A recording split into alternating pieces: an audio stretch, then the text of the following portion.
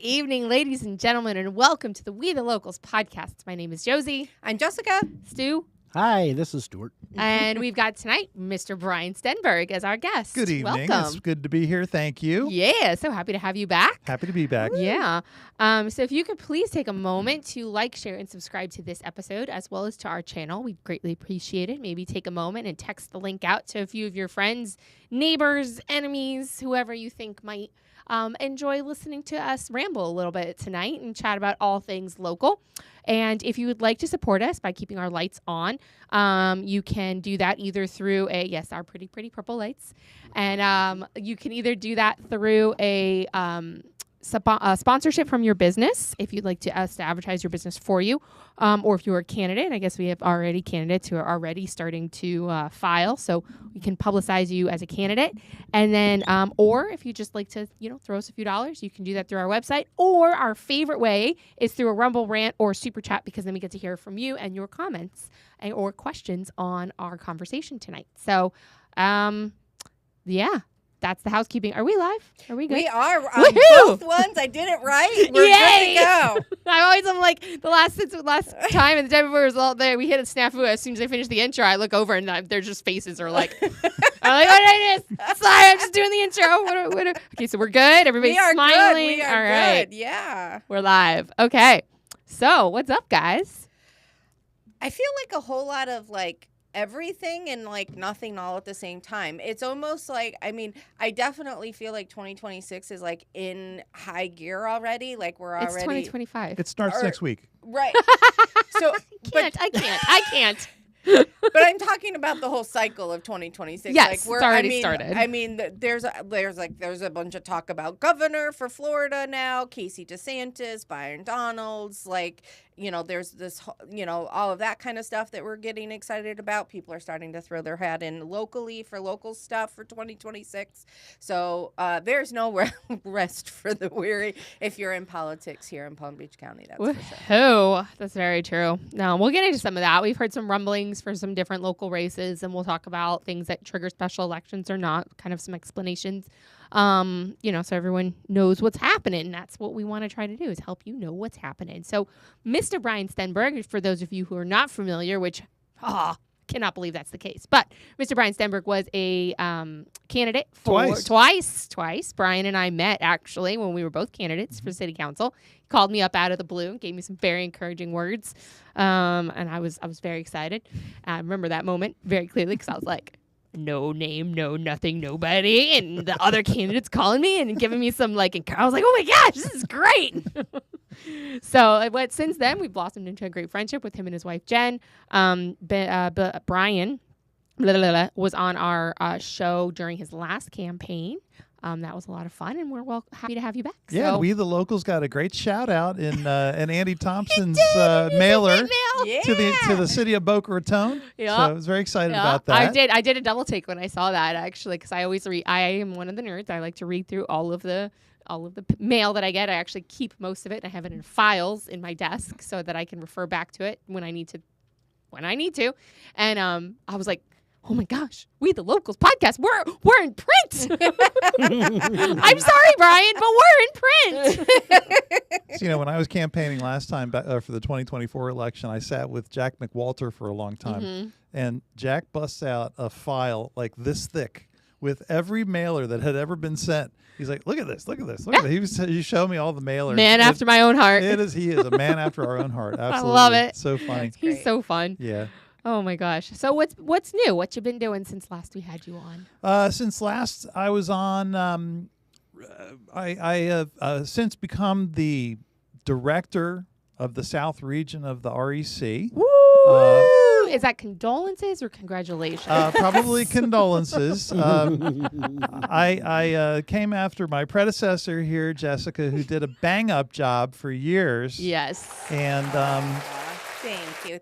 And of course, I want to acknowledge Jessica and the fact that you stepped up to run for vice chair of the REC, and that it's a laudable thing because that's a wily group to try to get in charge. Oh yeah.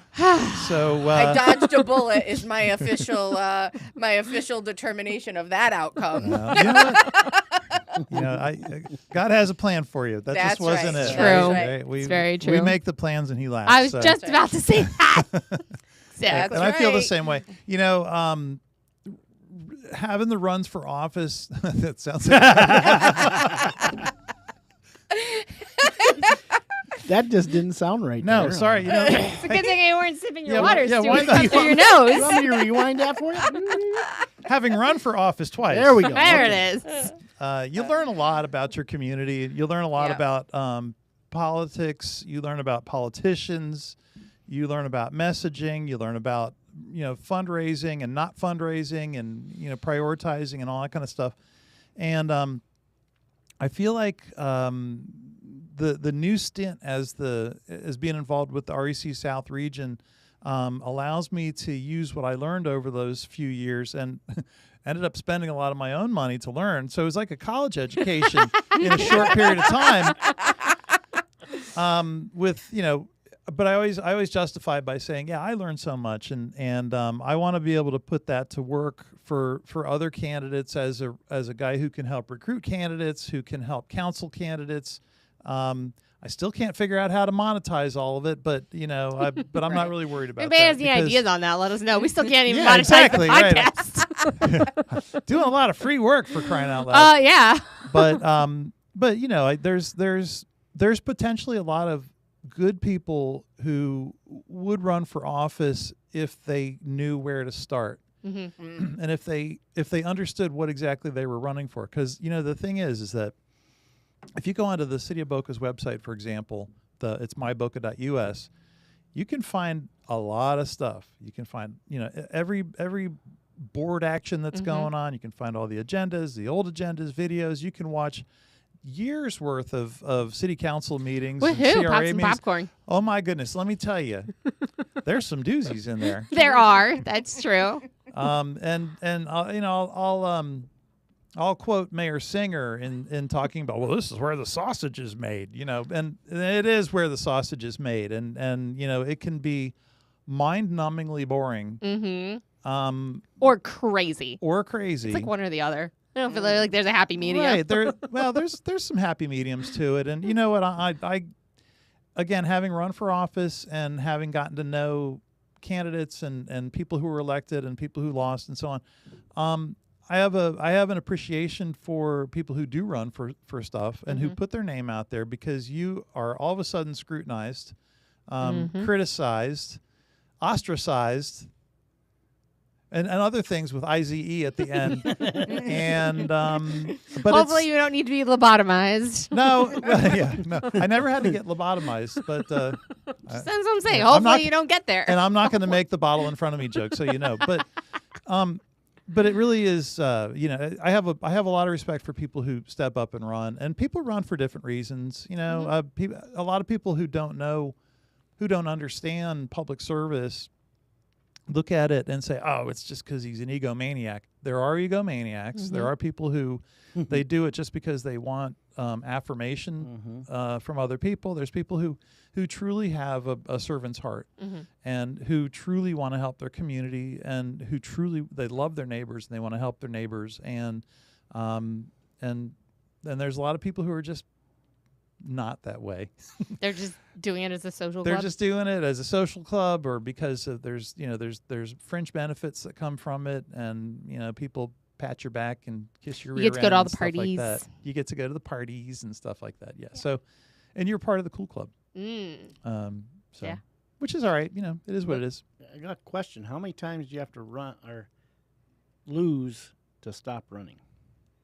Depends on who you ask. Not you personally, but I know there's somebody that's running once again in a certain city, and it's like, how many times has that person ran and lost? Are you talking about Bernard Korn? I was not going to mention any names. All but right. sure. Well, you know what? So We I can know, use him as an example. right. I know Bernard, having run in races where he was running in adjacent races. And I ran against him. Josie ran against him. I beat him. You did beat I him. did That's beat true. him very, very handily. Yes, absolutely. Let's put it that way. Kudos to you. Thanks. It's my one in that race. Yeah, I don't really know. I mean, I think that I don't know the full reasons that Bernard runs every single time, but I think that in a way, I think that he likes to sort of be a thorn in the side of the system, because if you notice, a few things have changed with City of Boca elections over the years, in part to discourage guys like Bernard Korn from running. We always joke that it was us who forced them to do the 200 signatures. Well, there was that too, right? I think so, but I think it was him. We were like the power trio of change in Boca, right? We did. Because So we all lost, but we catalyzed change. back in the day when Josie and I were running in 2001, 2021. 2021. Please. Wait. I'm sorry. Josie was 5 at the time. That's right. 5. She was very young at the time. 5 in 2021. No, back in the day, you could qualify. Well, a long time ago, you could qualify in January for a March election, and then it was moved to December. You could qualify in December for a March election, and so that's what I did. I qualified close to the last day, just like Josie did. I qualified 15 minutes before it Yeah. closed. I didn't cut it that close, and it was a good thing because I screwed up something on my application anyway. So, but I did it. I had a purpose because I was trying to surprise my opponent, and I didn't want to give her any time to raise money, or because she thought she was going to, I don't know what she thought actually, but Oh, she thought she was going to sail in. she was very upset with the fact that I signed up to run. So we'll leave it at that. And so, anyway, after Josie and I, after we failed at getting elected, we succeeded at not getting elected. Succeeded. That's a great way to put it. City Council came up with some new qualifications. You had to live in the city for at least a year before the qualification date, and you had to collect 200 signatures from Boca Raton registered voters. And then those signatures, it's funny because when you take your signatures to the city clerk's office, the city clerk counts out each one. Really? And of course, Bernard Korn came with 400 signatures. Well, he hung outside of the library for like 4 months to the point where when he was not there anymore, my kids were like, "What happened to the dude, Mom?"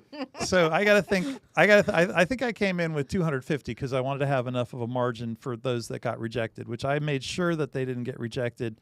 And I got kudos from the supervisor of elections office for having the most accurate signatures on a petition. Nice. So nice. I heard that from our city clerk. So anyway, the 200 signatures, and then once you go in, you pay a fee that's commensurate with what the pay is on the when you're a city council member, which I have no idea what it is. It's like $350. The fee is like $350. I think it's like 32,000 or something like that. Yeah. So Yeah, I think it's 10% of what the year. yeah, the mayor makes a little bit more, so the mayor pays more of a fee to get in. But it's pretty simple to qualify to run. The 200 signature thing is not a bad. It's component. not. And so the reason, though, that means you can't sneak those signatures in is because in order to get the paperwork to get the signatures, you have to file, like it becomes a 2-step process to file, just like it does with, not all of the, like it does for some of the higher level offices. It can be a 2-step process. They're not always, but you can, like, that's why we'll get into now people who are filing to run. There's a difference between filing to run and qualifying to run. Yeah, you're basically you're pre-qualifying. You're like filing an intention to run, and then so you can start to raise money and put your name out there. So that means anybody can check the website and see who's planning to run. You can't sneak in at the last minute. Yeah, the sneaking in was a lot of fun. It was. And if you're a low budget candidate, it was a really good way to do it because unfortunately when if you're new to this game and you're not very well known, but you have good ideas and you've got a volunteer network who can help you out. It would be nice to be able to sneak in at the last minute because again, you're low budget. Collecting the 200 signatures is not the end of the world because if you've lived in the city for at least a year, you're going to know. If you've gone out into the city, you should know. Yeah, and you've gone to some stuff and you talk to people and you realize, okay, this is something that I want to do.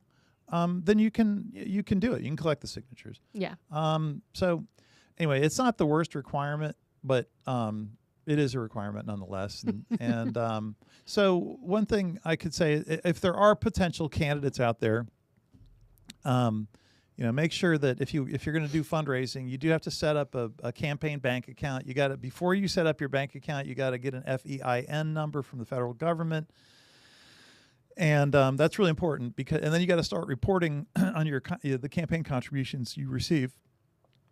So you don't want to get caught not doing that, because you can get yourself into trouble. Would highly recommend, if you're a candidate looking to do this, that you hire a treasurer. Yeah. To do that for you. It's a great idea. Because having done it myself, 10 out of 10 would not recommend. Yeah, I didn't recommend it either. It was not fun.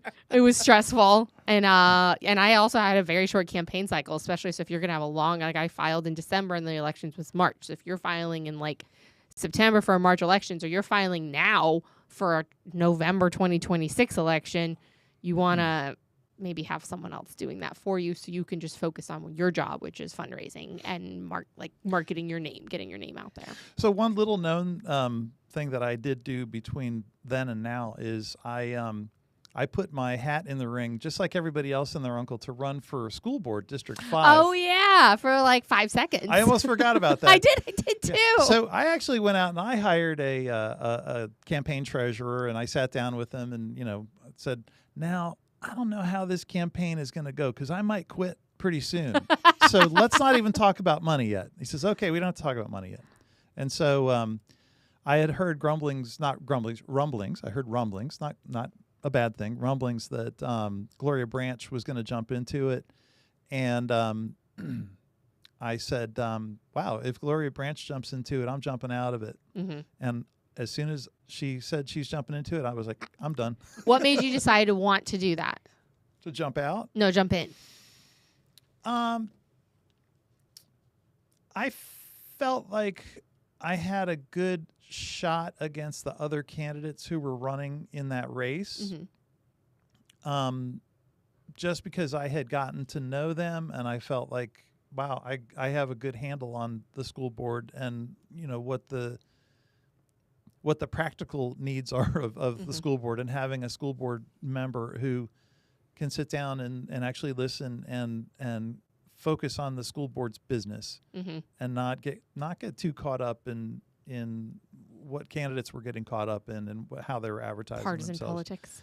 Yeah, because it's still, like it or not, it's still a nonpartisan race. Mm-hmm. And I think what's lacking in a lot of areas is common sense. And you got to have people who have some common sense. It's everywhere, right? It's not just politics. Let's be real. Yeah. And I'm not, maybe if they take the fluoride out of the water and unincorporate it, maybe that'd change. Maybe more common sense will come back to the forefront. I don't know if that's... Well, it affects cognitive ability, so... Just saying. I don't know if the fluoride has any effect on it, to be honest. And, a healthy chunk of unincorporated Boca Raton, east of the Turnpike, is on City of Boca Raton water, so it does not receive fluoride. Oh, I cannot account for west of the Turnpike, however. Right. Mm. So, I didn't know that. Now you know. So outside the city limits, but up to the Turnpike, is on City of Boca? Yes, it is. Huh. So that area is actually called. You want a little history lesson? Yes. Yeah, sure. Always. So Boca Raton's charter was written in such a way that the unincorporated areas west of the city limit, so basically military, it's like south of Palmetto Park Road and west of Military out to the Turnpike, the city could pretty simply annex those in. That's always been like in. a conversation. Yeah. So, and Boca West is another neighborhood, and Boca Grove, mm-hmm. Because those are built in. Those neighborhoods are built into that idea, okay. And historically, that's what we've had. And but our water and sewer, the water goes out there, the sewer comes back to Glades Road. So interesting. Yeah. But they are not technically. So do they get any access? What do you mean they're not technically? They're not in the city limits. Like they are not in the city. They don't have. They're not in the taxing district. Okay. Right. So now you have the Greater Boca Raton Beach and Park District, which that covers basically Boca Raton from the Turnpike east. So that encompasses your city of Boca Raton and the unincorporated Boca Raton east of the Turnpike. And so the representation that people have is that there's two people on the board for the elected people, two that live in the city. I'm sorry, three that live in the city, two that live in unincorporated district east of the Turnpike. So, so does that mean that they can get beach passes? Yes. Okay, just checking. Beach passes are But crazy they pay, expensive. But they pay, like if you live in Boca Del Mar or Boca Point, then you're paying a tax. You're paying whatever the beaches mill. and parks. Yeah, tax. it's like a mill or whatever. Yeah. And if you're in the city of Boca Raton, you're paying that same mill or whatever it is. You And pay the so- same, and then we pay to the city. So it actually, the city of Boca Raton has a very low ad valorem tax rate. Mm-hmm. Which I they always like to claim. They say we have the lowest one in the Tri-City area out of the three major cities. And I'm Right. like, oh, it's easy for you to say that because we also pay another one. That's right. You got to throw that in there too.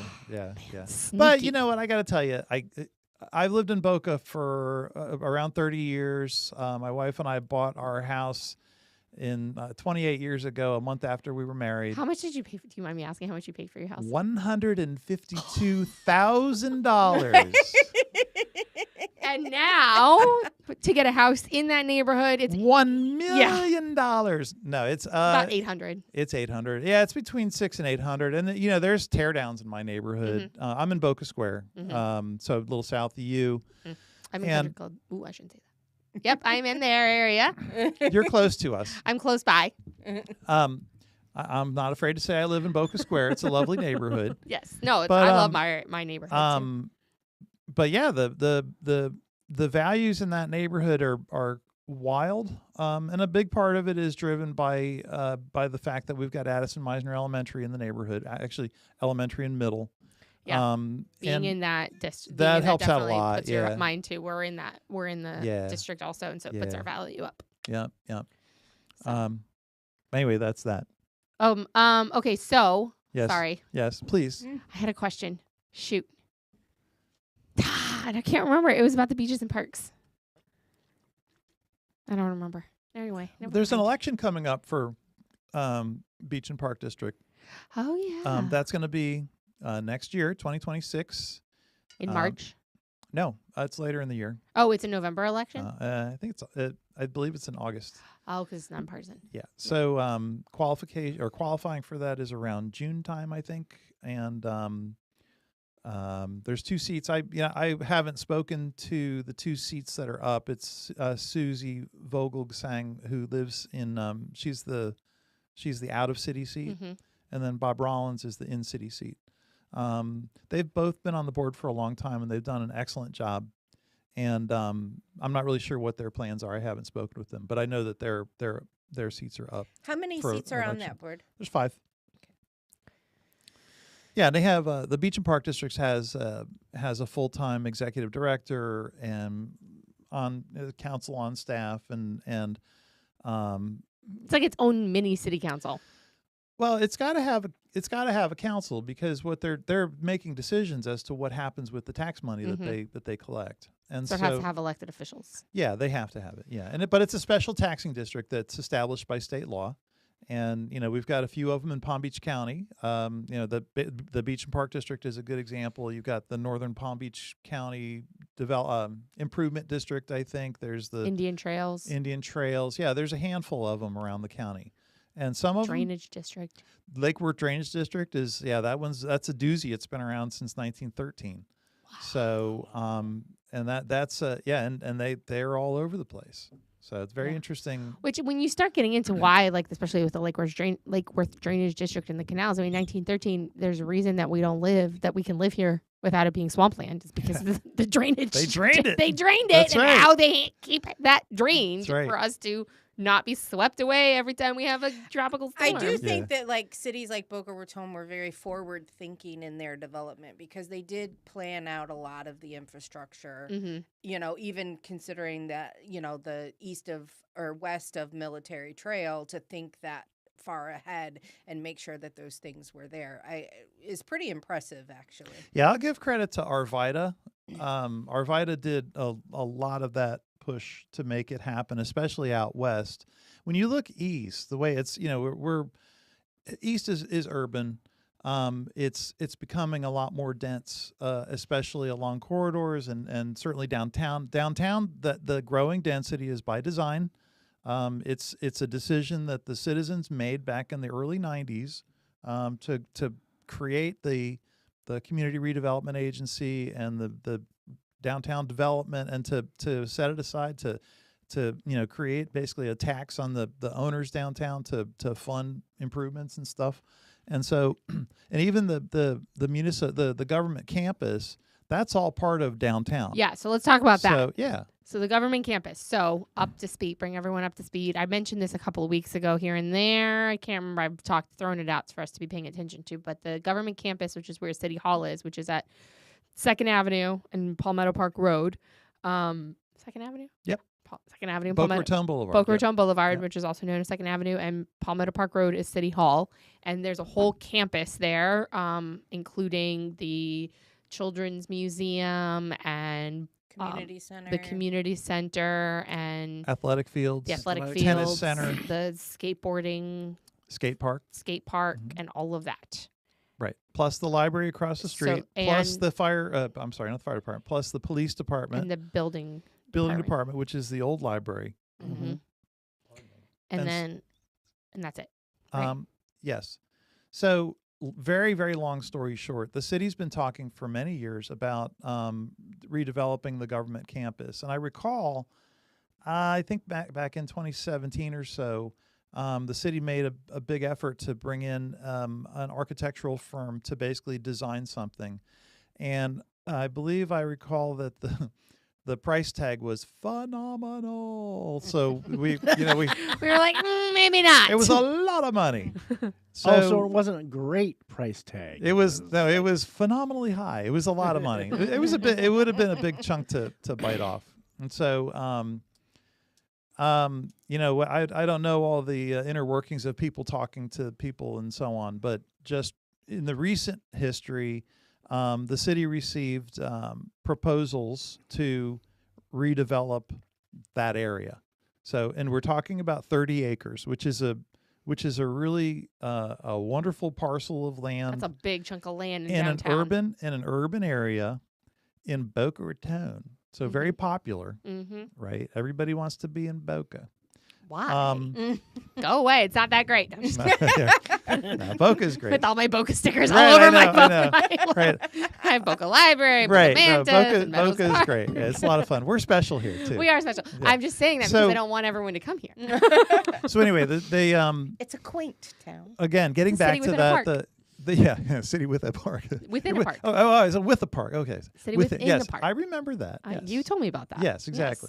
So, the city council and the city staff looked at the proposals that they got, and they're really conceptual more than anything to try to give the public and the city an idea of what could be, and how that particular developer would handle various aspects of it and what it would look like if they were to come in. So all the pretty pictures that they provided, I don't think it's necessarily going to look like that. Mm-hmm. That was more conceptual to give everybody a feel for what's possible.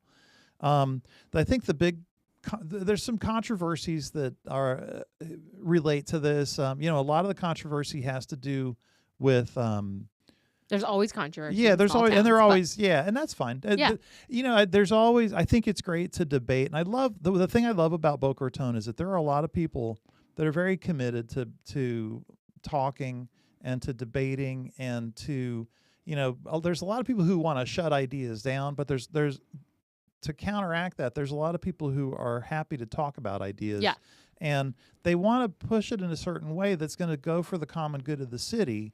And I think ultimately common good's going to win out. Mm-hmm. Now, the issue with this, as I mentioned, remember how I said it was phenomenally expensive Yes. to build a new city hall, because city hall is like, tens of thousands of square feet. I don't know, like they said 94,000 square feet or something.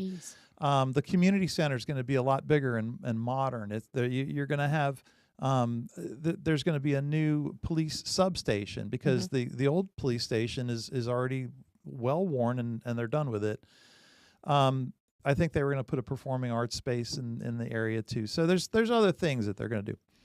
That all costs a lot of money, and it ain't getting any cheaper. It's never going to get any cheaper. Yeah. And so I kind of laugh, because a certain city council member floated the idea of basically taxing the citizens to for our share of this stuff by floating a bond. And I said, isn't that really funny? Because anyway, I'm not going to go Didn't into he run that. on not raising taxes? He ran on not raising taxes. Pretty sure that was right underneath where he came at you from being exactly. on the podcast. Exactly. So whatever. Okay, Andy. Okay, Andy. Certain person who's also planning to run for mayor. Anyway, so And fixing traffic. and gonna fixing fix traffic. He hasn't fixed the traffic, by the way. That was a big thing. Brian very, very succinctly said there is no solution because they've screwed it up. It's already screwed up. There's no fixing what that's already been messed up. You That's right. cannot build more roads where there's no space to put roads. And What are you gonna cannot do? tell people not to drive on the road when they're already driving on the road. They came after him for saying that, saying there's no solution. And he has solutions. Guess what? Okay, but Haven't seen a solution. This discussion is not about me. Sorry, I just needed to get that off my chest. Thank you. You're welcome. Now- It just bugs me. Back to the program. Back to your regularly scheduled program. All right, This so rant has been brought to you by. the developers Shut up, Stu. I'm just kidding. the developers proposed building residential and commercial. So the commercial would include, don't laugh, the commercial would Sorry. include office, retail, Mm-hmm. and restaurants. Mm-hmm.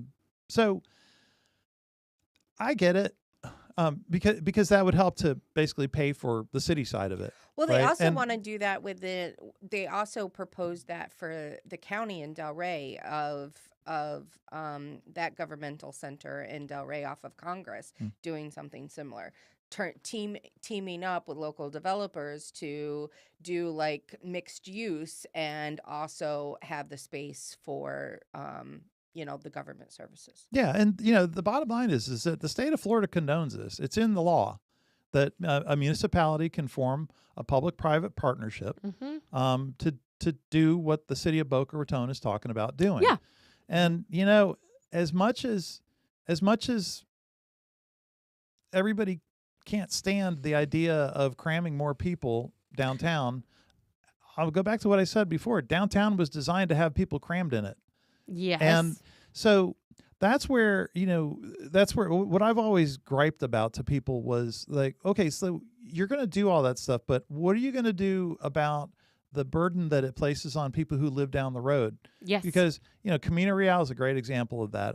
I came out kind of late to oppose, not really so much to oppose it, but to complain about the Camino Square development, which is now the Fitzgerald, that they renamed it. It's an apartment building where the Winn-Dixie used to be on Camino. Oh, that one. Mm-hmm.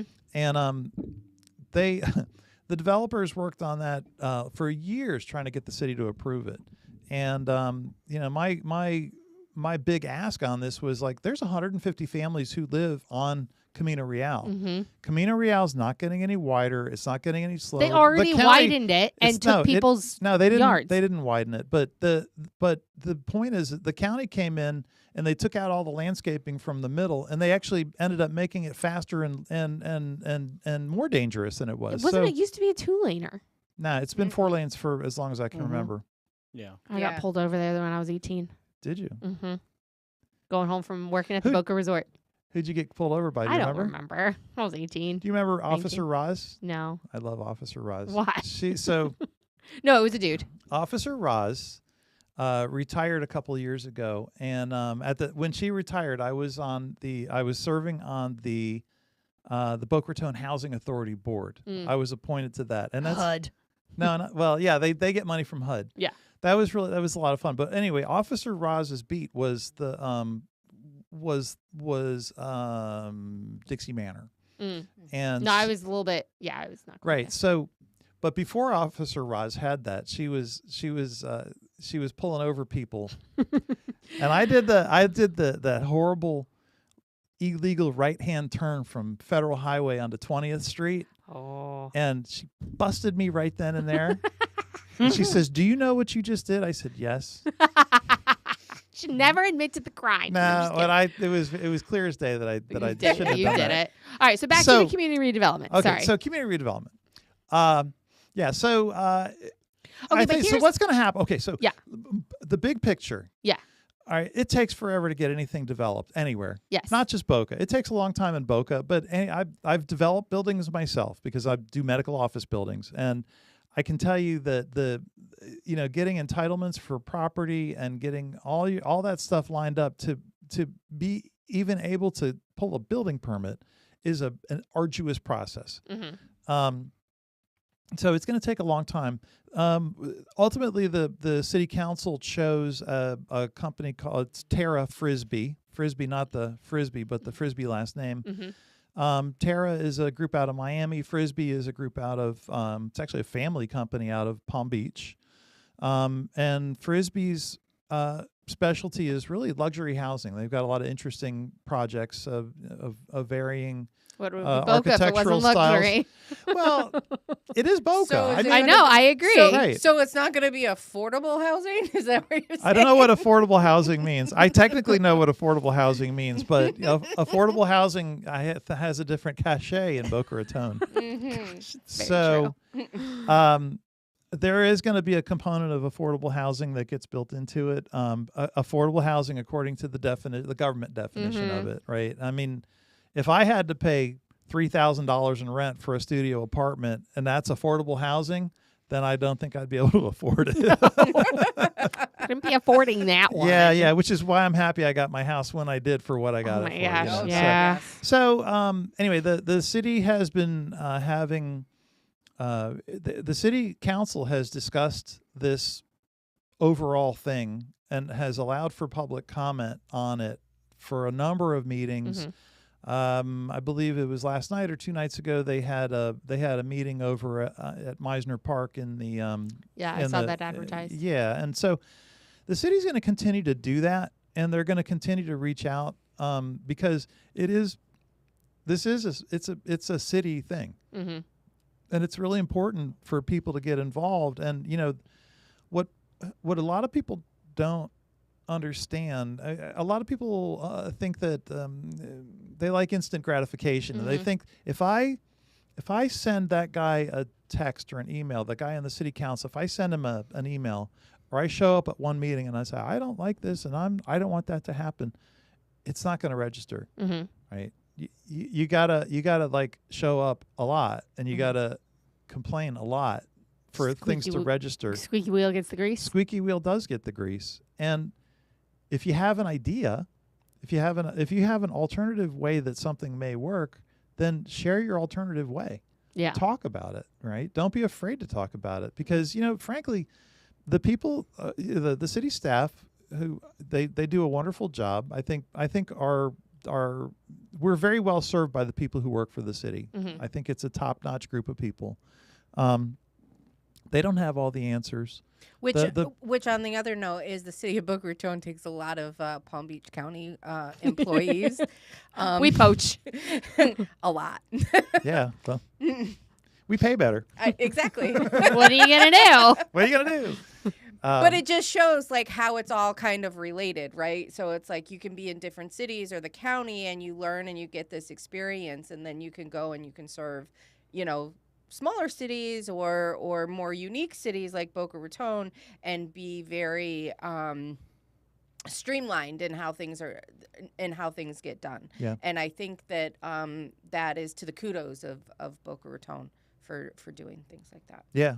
I think that probably the biggest complaint I would have about Boca Raton has to do with succession planning at the executive level, and that's kind of out there. And I hope that with our city manager George Brown in place, that he's cognizant. I'm sure he is, because he's been with the city for a long time, and he's seen a couple city managers come and go. Well, but there are some senior staff that they've retired out and I don't know what the plan is. I don't do the inner workings of the city. So, but it's really important for a city of Boca's stature and size and importance within the county that our succession planning is solid. So, well, I also think that when he became city manager, it was under the impression that he wasn't going to He was the interim city manager. that he wasn't going to serve in that for, very long, a couple of years at most. George will not be there for 20 years. Right. Yeah, and George understands that, and I remember him saying publicly that he wanted to have city staff being a little more forward facing, so that people in the city knew who they were working with. Yeah, right. So I think that's good because we don't always know that as residents. We're like, I don't know who does the things. We elect our council members, and then stuff goes on. Yeah, and if you're not going to meetings and you're not watching them give the presentations or do any of that, then you don't really know who's running the show. Yeah, I feel like the city is actually really responsive to stuff. And they're the city actually works with the residents to help make the city run better. You can go the see, click, fix thing and report stuff. I'm like a serial reporter of stuff. I do report things too. Because I walk my dogs every day and I see something and I'm like, I'm gonna report that, and I report it. And then across the street from my office, there's this water irrigation well pump that's been leaking like gallons of water a minute for months, right? So I keep on walking by it. And I see it out my window. I'm like, I gotta report that. So I finally reported it, and the city says it's not our problem. It's not our. They didn't say it that way, but they said it's not our well. It's a private well. I'm like, but it's leaking water. It's making a swamp. And so eventually they reactivated the thing, and so I see the code enforcement guys out there one day taking pictures and writing a report, and then he's out there another day taking more pictures and writing a report, and then the Lakeward Drainage District guy is out there standing around writing a report, and then today I see the property manager for the office complex with the guy from the landscaping company. They're taking pictures, and I calculated that all told, it's probably going to take at least 40 hours to have, fix this just by people standing around taking pictures and making reports. So that pump's going to get fixed, by golly. It will. Lots of people taking pictures. And we're in a drought, so we got to make sure that we don't waste water. We are in a drought. We are in a drought. We need some rain. So did I clarify everything with the downtown? So my concern is always going to be how they're going to handle traffic, because really and truly, like, that campus is enclosed by 2-lane roads and two 2-lane roads and 2 4-lane roads. Yeah. And they're already jam-packed with traffic. Yeah. What's going to happen when we start adding residences just like and businesses? Just like anything, it's going to get worse before it gets better. And are they closing them? Are they moving the library, or is the library staying? The library stays. That's new. That library is I know. new. That's why I was like, I voted to tax myself to build that library. I appreciate that, because I didn't live in the city when you did that, but I love that library. I was happy to vote for that bond. Yes. My kids use the library, and sometimes I go in there and use it too. So. Oh yeah, I take more books out than my kids do. That's good. Library. So yeah, the traffic situation, it'll get worse before it gets better. But the thing, listen.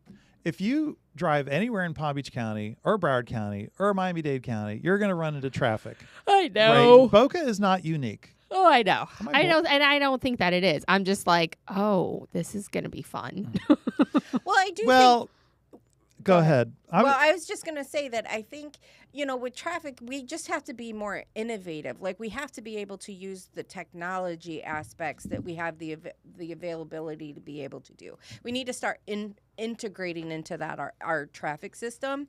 Because I know I can sit there at a light and there's no cars. And it's a red light. And that's a red light, and then the light that you need to get to next is green. So you know that when you go through this red light, you're going to be stopping at that one, because now that one's going to turn red. All right. So, all my junior traffic engineers here, we're going to drop this because you have no idea what you're talking about. I know. I just know that it annoys me. All right. So, traffic is going to be a problem. I know. For a long time. There's no solution. Well, there is. There is a solution. But bikes. Well, I want my Jetson car. Yeah, my Jetson car. Well, you'd be interested to know Speaking of that, on the city council agenda is coming up next week is a consideration of an ordinance to add a device or a landing pad, basically, over at the Boca Airport. A landing pad for what? For flying cars. Nuh-uh. Yeah, huh? Look No, you're joking. I'm serious. I'm totally serious. You're joking. No, because right now you can land a helicopter there, but if you have a flying device like a flying car, there's no place to land it at the airport. This is gonna. I think it's called a vertiport. I believe that's what it's called. I literally have the agenda open on my phone because I was looking at it earlier, but I didn't get to that. I think it's on the city council agenda, and Or is it a workshop? I believe it's an introduction. It's an introduction of an ordinance. And it has to do with, I believe it's a vertiport. I read about this the other day, and I'm telling you, it's total jets and stuff. But we live in Boca Raton. Okay, think about this for a minute. I mean, I'm not surprised that Boca wants to do it. I just am like, really, this is a real thing. I'm fine with it because, listen, I'm temporarily without a house because we've been doing renovations, and I'm staying not far from the airport. And I have been watching jets come and go all day because every time Trump is in town, you get a slew of jets. Yes, there's lots of jets, and they get rerouted different directions. So a lot of these folks that are flying into the Boca Airport because they can't go to Palm Beach International, they could potentially get in their little flying car and avoid all the traffic on 95, fly up 95, and drop in above our Palm Beach. heads. Yes. Yeah, that's happening. It's going to happen. I know, it's insane. Listen. So the thought process is like you're flying around and then you land in the Boca Airport and then you are able to land in your flying car. Yeah, they're not going to. Yeah, you can't land in the Target parking lot. Right, and then drive and then use the streets to drive where you want to go. Yes. That's you the can't idea. land on the streets. No. You fly with your plane into Boca Airport. You get out of your plane and into your hover car, and the hover car lifts and takes you to into Palm Beach Island. Right. But keep an eye on that. It's going to happen. I don't see this. So, is it workshop or is it? Because I don't see it on the agenda. I think it's on the city council. It's like introduction of ordinances. So I have to find this. I want to know the other who thing brought that's that to the agenda. I think Yvette Drucker did Really? because she's the transportation queen. Yeah, no. We know that. That's very true. She's the mobility maven. Oh God. Oh, that's a good name for her. She is. She's like. That's what she's gonna run on when she goes to the She's Senate. the home rule hero. Ah. It's true. Yeah. I've heard her say it. She is the home rule hero. It's a self-prescribed title. Yes. Jeez. How you got to watch the city council meetings. I And you're going to pick know. up on all these zingers. Okay. I know. I do watch some of them, but not enough to catch the zingers. Obviously. Oh, I love to catch the zingers. So one of the things, it was funny because I said this I think I said it at a city council meeting a long time ago when I was griping about the Camino Square, which is now the Fitzgerald, and I raised the specter of self-driving cars driving people around Boca Raton. You brought that up during one of our campaign debates. Yes, right. It was awesome. Because it's the truth. You should have seen Monica Mayott's face when he said it. Oh my God. Oh my gosh, it was so funny. You would have thought he was like, "We're landing on Mars." She was like, "It was great." That was one of my favorite debates. But listen though, here's the thing. Look at what's happening. I don't see this, Brian. But It's there. Look, you got to I look believe closer. you. But I'm it's not going to look at my forward-thinking. phone. It's forward thinking. Okay. You know what? Boca is a forward thinking yes, place. I am. We're We IBM. We're invented- the home of IBM. We invented the PC in Boca. I know. And do you know what's happening at the IBM campus, which I think is great? That Brick, is, yeah, they're going to add residential. I cannot wait for that. Is the place that needs And listen, to have it. that is Yes. right. You got the tri-rail right there. Yep. You got a gigantic exit entrance onto 95. 2 entrances because Yep. you got the thing at Spanish River Yep. too. Yep. That's a great location. There's big for all that. roads. It's going to stay very Yeah, green. yeah. They're not taking out a lot of the greenery. They're going to build within the greenery. Yeah, It's a perfect yeah. place. That's where You can live, work, and play there so easy. like a 15-minute city. Yeah, exactly. Oh my God, we're kind of Are we? But it's Are over we there. condoning that? I don't know. No. Because I don't know. I'm not condoning it as a Look, 15-minute I city. mean, I'm condoning it as a place where if someone who's young and has a job and they want that's the perfect place for them to do it. Not for me as a married with children and a family. I will say, Stu and I lived in Uptown Boca, West Boca, that's Glades and Lyons. We lived there for almost 3 years. So I loved that community. I mean, I had a beautiful apartment. It was gorgeous. All the amenities that you could think of. Didn't have a hot tub, so I was upset about that. But it's all right. Or a sauna. Either one would have been okay. Just hang out in the parking garage. You get a sauna. Exactly. So, but it was like I could literally walk out the gate and like restaurants, dentist, dry cleaner, whatever I need, chiropractor was right there. It was so convenient. I came home from work and like I would park my car on a Friday and I did not have to drive anywhere until I needed to go to work on Monday. So it was so convenient and it was so nice. However, that it then became a destination spot. So then you had all of the traffic that was then coming into our community. Yeah. So it was like it had its benefits for sure, but it definitely had, the cons if you wanted to like leave the community and you would have to deal with the surrounding traffic. Yeah, I think there's parts of the city that are really suitable for that. Yes, exactly. Especially that's around Brick. Brick is the perfect place. It's Brick's suited the for perfect something spot like that, for if that's it. what you're looking Downtown for. is suited for that type of stuff. Single-family neighborhoods are not suited for that. No, and they should stay out of the single-family neighborhoods. People got to stay out of the single-family neighborhoods. If you want to buy a house, buy a house. Otherwise, stay out of my single-family neighborhood. Right. Yeah. And you get intrusions like that. It happens, and or threats of intrusion. Yes. But Boca, again, the thing I love about Boca, you got a lot of people with people who may be retired, who are very smart. Some were captains of industry, and so they have ideas, and they have the time and the wherewithal to try to get their ideas across.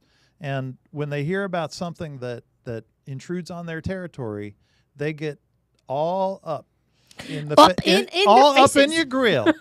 So, which is good. I mean, that's what I love about Boca is that we've got those people in our town, and it's great. I love it because it's exhilarating to be able to have a conversation with somebody who understands what it is they're fighting for or fighting against. Because it comes down to quality of life. It comes down to value versus cost. And I really the traffic discussion is going to be a discussion that we're always going to have. And again, it's going to come down to value versus cost. And when you look at the downtown here, one of the interesting things that's going on is that there's a group of professionals like architects and lawyers and the landscape architects and so on that are working to try to program certain parts of downtown so that it flows better with the government campus and with Meisner Park, and that you have a better connection between north of Palmetto Park Road and south of Palmetto Park Road. And it's called Workshop 344. Our former deputy mayor Andrea O'Rourke is one of the leaders of that group, and she lives downtown. She's passionate about what she's talking about, and she's into the art thing too. So, she looks at it from a creative way, and because the engineers want to do it as a traffic flow way. This is what's going to make the traffic flow the best, and that's great. We need that. But I think we need to throw a little art at it as well. Absolutely, keep it pretty. Because you can mix the art and the science, right? And you can come out with a really beautiful outcome, and that's where the public comes into it too. The public doesn't always understand the science part of it because the city, in order to do something, has to justify things with science. Yeah, right? Which is why they have That's why they have studies on studies, and we're going to spend $50,000 on this study. Right, but I think they spent $300,000 on a study to figure out what they were going to do with the government campus back in 2017. And it went nowhere. Well, I mean, they're building on it from now. I think it was a foundation. Yeah. I thought that it was a little bit too much money for what they got for that. But, it is what it is. But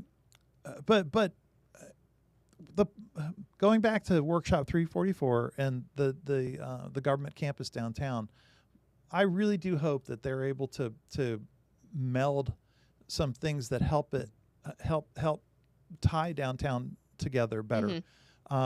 I walk downtown. We'll walk the dogs downtown from our house, and and it's walkable and so on. You risk your life at a few intersections, but Yep. You do that whether you're in the car or on your feet. Right, but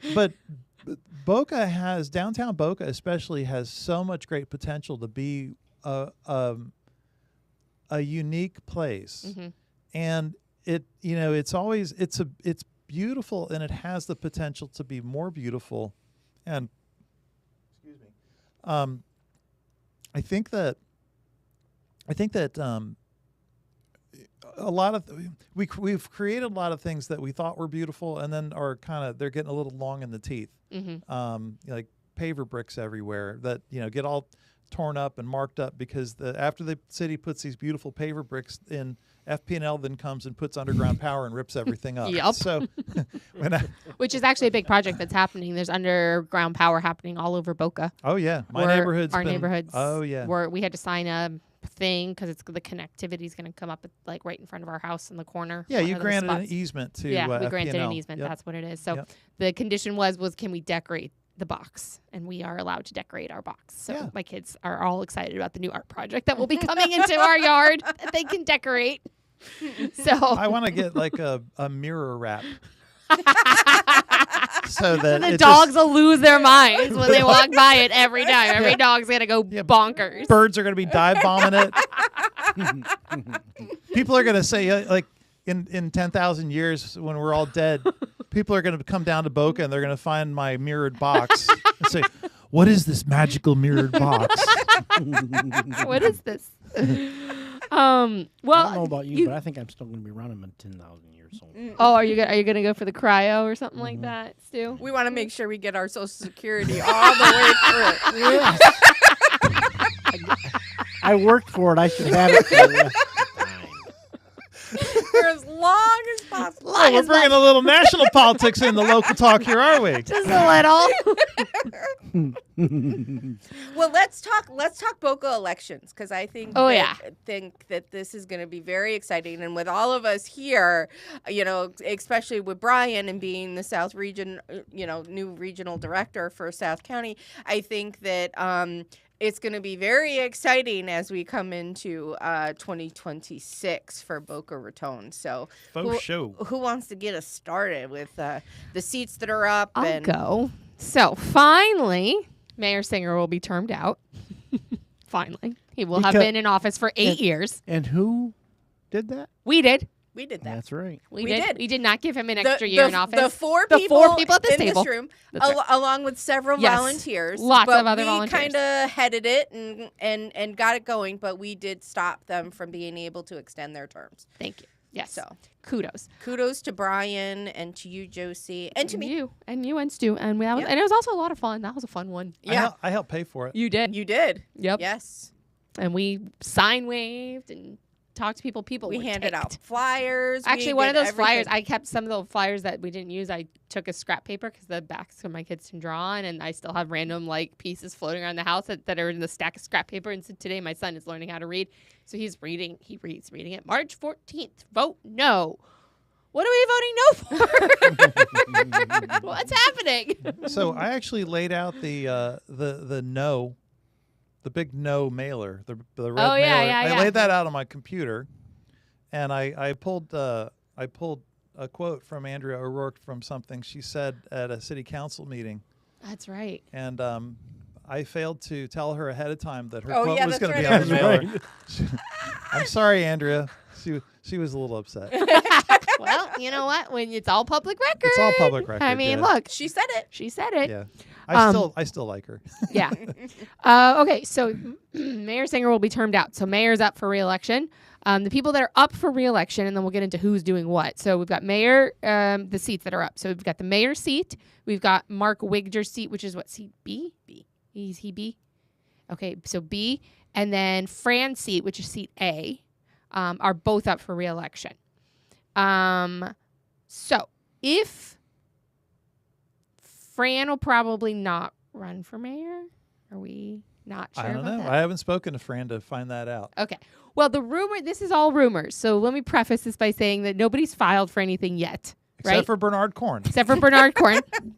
So far, no. This has is he all filed for? speculation. Mayor. Mayor. Oh, for mayor. For mayor. Bernard Corn could be our next mayor. Oh Lord Almighty! If nobody on the city council files to run, so keep that in mind. I highly doubt that's going to happen. But so the rumor is that both Andy Thompson, who holds seat D, right? Seat D, yes. Seat D. Seat D. And I'm just making sure I get all my seats right.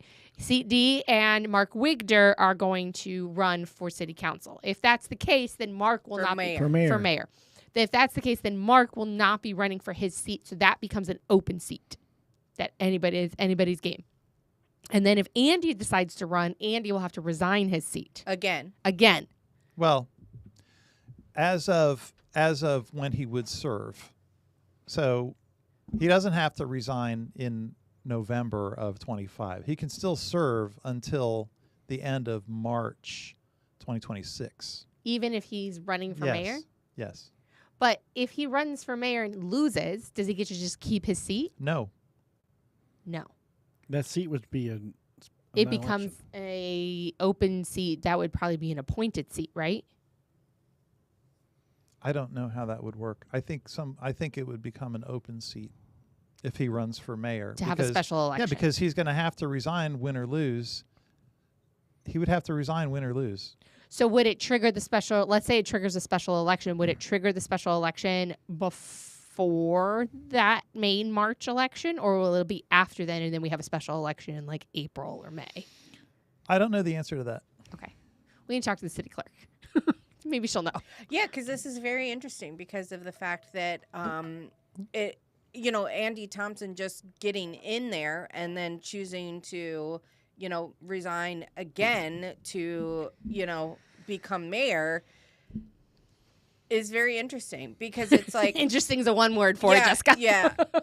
For me personally, since Brian was my candidate for city council and I wanted him in there, I'm really upset with Andy Thompson that he thinks that he can just come run, take a seat, and then just give it up because something better comes along. No, He we did don't it- know. We don't know that he's running. It's all No, it's again, all, this is all rumors. speculation. It's All speculation. rumors. Right. Just saying what could happen if then that is the conversation. All we know is that Bernard Corn is is running. running. So it could create an interesting power vacuum in Boca. Now, that Mark's we'll seat see. is up in 26. Yeah, so Mark's correct. seat. Yeah. So Mark could also decide he's not running for mayor and we're just running for re-election for his own seat in Correct. seat B. So there's a When do lot they of moving when do they pieces for have this. to do Qualifying is November of this year. Yeah. So qualifying opens November 3rd and it closes on November 12th because November 11th is a holiday. But we'll probably start seeing, what are we in February? Next month, March, April, we'll probably start seeing people filing. I agree. Yeah, because people need to Start they fundraising. want to. Yeah, since you can let the cat out of the bag pretty early. Yeah. It allows you to fundraise and get your name out there. signatures Yeah. and start to build your So very soon it's going to get really exciting in Boca and we're going to just, Whoop, it's whoop. just going to be nonstop until all of this kind of settles and figures out where, who the pieces are, where they're going to run. And then what that's going to lead we could basically have a whole new city council potentially. in 2026. Potentially. There's a good chance. I mean, again, it's if all of the things we say are going to happen. Otherwise, we might get a dark horse candidate that comes in for mayor and everyone else Right. just keeps their And seats then and we just get a new mayor. Yvette Drucker will have to resign her seat if she chooses to run for Senate, which Yes. I believe there's news articles out there that she has Yeah, confirmed. she's already She already said she was that running. yeah, Yes. that- Yeah. yeah, I've so- heard from other sources that she's running. So Yeah. hers would probably become an appointed seat because her seat would be up for re-election in 2027. Because she would be, if she runs for Senate in 2026, state Senate in 2026, Qualifying is June. she would have to resign the date where she would start serving as, Are you sure? Because I think for Yeah. state level seats, I think it's 10 days before qualifying. no. Or is it the term overlapping? We were just looking at this. You have You to can't have overlapping terms. No. right. No, I know that. Hold on. I was just reading But, this. but I mean, technically, the term is to resign to run. So it's like you have to resign to run for the seat. Yeah. Right, but you can still serve. I believe she could still serve on the city council and run, but she has to turn in her resignation that would become effective when she would start serving in the state senate. Okay, so resignation process. In writing, at least 10 days prior to the first day of qualifying for the office the officer seeks. For an elected district, for an appointed district. So it's a little confusing because in one spot it says an officer may not qualify as a candidate for another state, district, or county or municipal public office if the terms or any part of the term would overlap with each other if the person were to be elected and did not resign from the office the person presently holds. But then here it says in the resignation process is 10 days prior to the first day of qualifying. So those are kind of two different things. So I read that as that before they qualify, they have to resign their seat. That's how I read it. So then that would be So I put November. a call into the office of this. This is the supervisor. This is the Well, if you Department of go down, Elections. there's a little explanation, and it talks about, I think, school board and a state seat. Yeah, if someone is a school board, it's frequently asked questions. I mean, someone is a school board, an officer was deadline. Well, one thing I know for sure is that if you're on the city council and you're running for another city council seat like mayor, you don't have to resign to run because you're still serving on the city council. The time you would have to resign from your current seat is if you get elected. Well, Yeah. whether or not you get elected to the mayor seat. When your term would start as mayor. Within the But- same But municipality. what if you lost? You'd still have to resign because it's win or lose. So, all right. So here's the question. That is if you're if you're still within the term. This is like a math problem. It is. If Okay. you're so- still within, if there's two trains and you're coming, Each other. All right. So wait. So when Andy, let's go back. We have a conversation of this. So when Andy resigned, Andy was elected to city council. I don't remember what seat he held, and then he resigned to run for 91. 91. But I remember him staying. He was still. You're right. He was right. still. He resigned in he was done in November of 20. 22. 22. He Right was done after- in November he of was done in 22. November 22 Right. because that's when Mark was Yeah. appointed. Right. No. No, Yvette was appointed. No, No. not Yvette. Monica? No. No. Fran? Shoot. No. No. Wait. Yes. Yeah, Fran. Fran. It was Fran. That's right. It was, Thank you. yeah. It's Fran. It's Fran, and then she ran unopposed to keep the seat. Right. That's right. So she was appointed right around that time. So even though he filed to run and qualified to run in June of that year, he still held his seat and was an acting city council member up until November. And so at that point, Fran had already signed up to run Yeah. for office, and she didn't have any opponents. Right. So they just appointed her to the seat and were like, here you go, ma'am. See, I was going to run against Fran. And then you realize that And that then was I realized a futile I'm effort. like, yeah, I'm gonna be banging my head against Clobbered. the wall. Clobbered. Everyone loves Fran. Yeah. But why did he leave the seat in November? Because that's when the term would have started. That's when the for- election was. Yeah. It doesn't matter win or lose. That's when the term would have started for his seat had he won. for the state house. For the state house, right? And So it depends on the seat that you're running for, not the seat that you're leaving. It That's depends on correct. where the terms overlap. Mhm. It depends on, Yeah, so you yeah. have to be resigned before the term would start, even if you lose, because you still are technically resigning Yeah. to take the seat. So like the mayors, if they're in the seat and they're running for mayor, it ends in March 31st, That's when the term ends. right? Because the new term starts April 1st. Okay. All right. That's Interesting. Well, so another one that So- we've been discussing is in on the Democrat side, you've got Joe Costello, who had House District 90. He's already filed to run for county commission for District 2, which is in 2026. So the big conversation that we actually had before we started tonight, just to fill y'all in, is the same thing, is will it trigger a special election? But no, because both of the terms start in November. So there's no overlapping. there's no terms. overlapping terms, and he would be termed out anyway. So his term wasn't extended. It doesn't overlap. So he can finish even as he's running for county commission, he can finish his term as the House of Representatives. So back to Boca real quick. Yeah, back to Boca. Sorry. I I'm the chairman of the Federation of Boca Raton Homeowner Associations, and I decided as the chairman that You Ultimate dictator. power. You dictator, Brian. I have no power in my own home, so I need to do it elsewhere. I love you, Jen. She's not watching this, by the way. I don't think my spouse watches this ever no. either. He's like, this is boring. No, I advised the board the other day that we're going to have a Boca Raton candidates forum on yes. January Yes. 14th. So January 14th, 2026 at the 6500 building. Okay. I've gone That's ahead. the community center, right? That they No. were. No. 6500 is where the city council. Oh, on Meets. Congress. On Congress. On yeah. Congress, Down right. the street from Costco. Right. We're going to have a candidate forum there, Mm-hmm. and it'll be on the 14th. Will you and be there as a candidate? I, Just how I you did know, that. that's a really funny question. Hmm. I'm not saying anything. Oh, okay. No, what I will Jen say might is be that listening. Yeah, yeah, she might be she's listening. like Ixnay on the end of the K.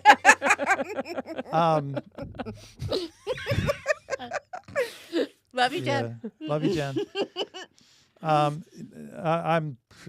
That's a dumb question. I'm just, and there are no dumb questions. I'm kidding. No, anyway, I was Perfectly going to reasonable say, if there's a power vacuum yeah, for good people to step up to fill it. yeah, Josie. Exactly. You ran before too, didn't you? I did. Yeah, I did. Wasn't it great? It was a good eye opener. You learned a lot. I did learn a lot. I learned that I don't know that I think I can do that. Listen, I ran So- scared. I didn't run confident. Yeah. Yeah, it was a fun run though. It was fun. I Yeah, had it was a blast. fun to I- watch. No you regrets. know what, Josie? It was fun to watch you develop as a candidate, Thank you. right? And my neighbor Jamie Weinberg was Shout out to Jamie. Shout out to Jamie Weinberg. Yes. I think she did a fabulous She job did. out the gate. And Googling. She's like, okay, I Googled how to run Exactly, a campaign. Exactly. So anyway, That's how we did it. Candidate forum January 14th. Yes. 6500 Congress Building. It's going to be hosted by the Federation of Boca Raton Homeowner Associations, and Maybe reported on by We the Locals. it'll be reported on by We the Locals. It will be available online and on Channel 20, cable Channel 20. Oh, Nice. Well, because the Federation did before I was the chairman, the Federation did a candidate forum at the community center, and there was no recordings made. And people were coming and saying, Brian, why was there no recording made? I'm like, I don't know. I didn't organize it. Yeah. So anyway, I think it's important. You know, the mayor's race always brings out a lot more voters. And so I think voters are really going to want to hear what everybody has to say. And, you especially with the redevelopment Yep. stuff, downtown redevelopment, or the yeah, because you know government you can campus. see, the mayor has sort of an outsized influence on what happens with the city, and you know the mayor's also the lightning rod. I think all the city council tends to be the lightning rod. I spend a lot of time on Nextdoor, sort of doing the counter communicating with people because they want to break out the pitchforks and the torches. how which, many of them actually vote in these elections? Right, exactly, and that's the point. I'm like, Yeah. okay, if you're part of the 20% of the people who voted these Is people it in, even 20? yeah, well, when there's no mayor election, hardly anybody No, shows up. right. So, Yeah. anyway, and that's part of our job too, is to educate people to encourage them that look, all this information is available to you. Your elected officials are available to you. There's almost too much information now, and which in the time that I've lived in Boca, it's changed dramatically. Just the fact that we have the access to the technology that opens all this information up is wild. Yeah. Because I remember when it was hard to find anything out that Right. who even knew how to get an agenda for a city meeting. Yep. People would find out about stuff long after it was decided, and now. You know, with I get a text message that tells me, here's your link to the new city agenda Right, coming up exactly. for next week. right. Highly And- recommend it, by the way, to And get I on the have to city tell text you- messages. They've done a great job communicating and making Yeah. sure that we all know everything from trash to traffic Right. And and everything, agendas. and agendas. which then I go in love the it. trash. I get the little like traffic alerts Yeah. from Boca Police. You know, like, Yeah. hey, this road's shut down for this reason or whatever. Avoid the area or. Yeah, it's really interesting because my background was originally in communications before I got into real estate, and I was in public relations, and so